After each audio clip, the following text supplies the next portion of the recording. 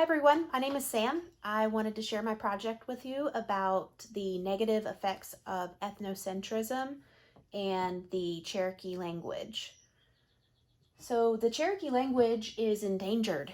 There are only 176 speakers in North Carolina who were born speaking Cherokee as their first language. That number has dropped by more than 25 or more since the pandemic hit just 2 years ago. A lot of the elders were lost because of the pandemic. So we're losing those first language speakers rapidly, which is detrimental for the generations that come after them. A lot of people were raised to think that speaking Cherokee was bad. It was something that you just did not do at school.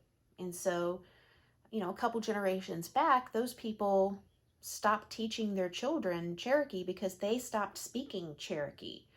They were coerced into thinking that English was the way to go and that if you were going to be successful, you would be an English speaking person, which there's no evidence to support that a Cherokee person isn't as intelligent or as smart or doesn't have the same opportunity as English speaking children. So many people are trying to make an effort to change the fact that the language is being lost. There's a lot of government programs that are coming about here in the last few years to give more funds to schools on the Qualla boundary, which is where the Cherokee people of the Eastern Band of Cherokee Indians live here in North Carolina. They've made it a requirement in their high schools for the graduating seniors to be able to read and write their language. But this isn't enough because the world operates as English. Everything is still geared towards speaking English, and these children who are graduating high school who are now starting families aren't raising their children to speak Cherokee. They're still raising their children to speak English. And so much of the language is being lost. And if we ask ourselves, what is being lost when we lose a language?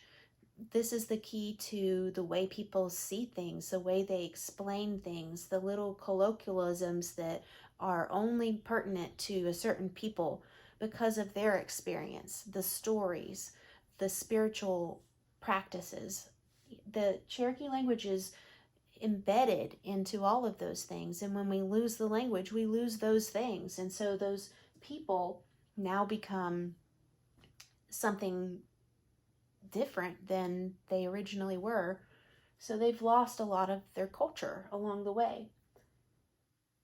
This video explains how difficult it is to reteach a language, especially Cherokee.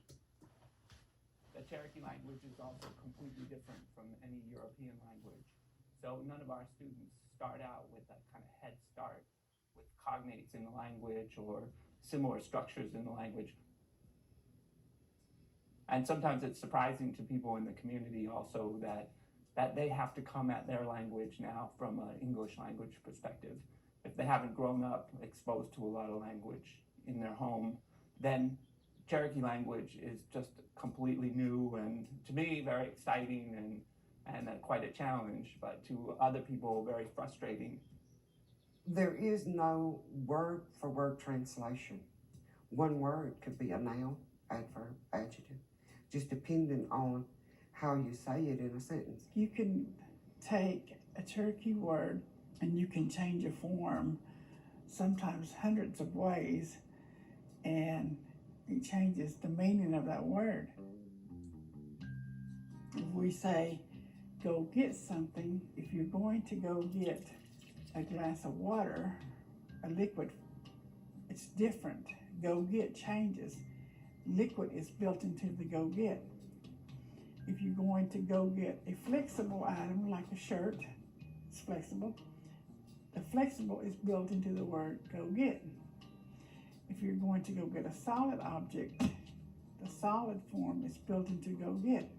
Or go get a long and unbendable, like a fishing pole or pencil. If you're going to go get an animate object, something that's alive, a chicken, go get the cat, go get the dog, go get changes. So that's the hard part of teaching learners when they. So as you can see, it's a really difficult process to learn a language at all. And for this to be so linked to the Cherokee culture, it's imperative that we do something. Many people have been trying to do many different things to salvage what we have and to try and incorporate it into new ways. I mean, the whole language is endangered just because of ethnocentrism. If people weren't valuing their own culture over another, then the Cherokee people would still be having their own language and a rich culture today. Not that they don't now, but it is damaged, and the people who made that possible are the people from the 1830s, when the Indian Removal Act was enforced. The white settlers here really wanted the land, and so they made the native people leave.